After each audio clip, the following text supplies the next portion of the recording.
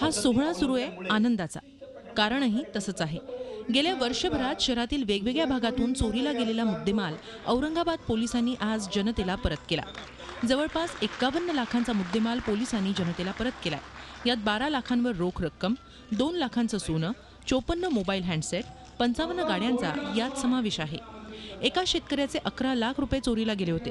पोलिसांनी त्या शेतकऱ्याचे पैसे सुद्धा आज परत केले। मुद्देमाल परत मिळालेल्या लोकांनी सुद्धा पोलिसांचे खास आभार मानले।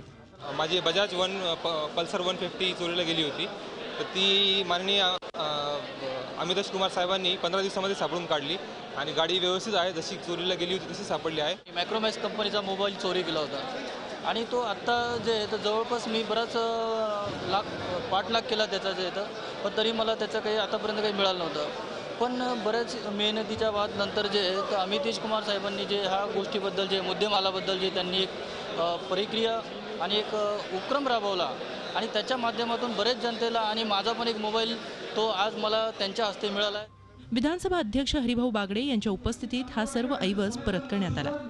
बागडे यांनी पोलिसांच्या या अभियानाचं खास कौतुक केलंय, तर ही मोहीम अशीच सुरू राहणार असल्याचं पोलीस आयुक्तांनी सांगितलंय।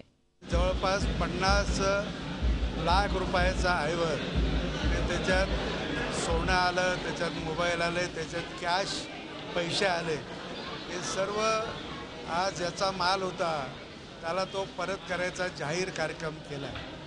माझ्या माहितीप्रमाणे असा जाहीर कार्यक्रम त्याला मी पहिल्यांदाच पाहतोय। अशी मोहीम पूर्वी पण घेण्यात आली होती आणि पोलिसांकडून लोकांचे जे माल चोरी जातात आम्ही खुले पद्धतीने ते सर्व गुन्हे दाखल करतात। जे आमची प्रोफेशनल क्षमता आहे ते पूर्ण वापर करून आम्ही अशा प्रकारचे चोरीचे गुन्हे उघडकीस आणण्याची प्रयत्न करतो आणि त्याचे मिळालेले मुद्देमाल पोलीस स्टेशनला न ठेवता ज्यांचे फिर्यादी आहे, विक्टीम आहे, त्यांच्याकडे परत मुद्देमाल लवकरात लवकर जायला पाहिजे अशा रीतीने ही मोहीम घेण्यात आली होती।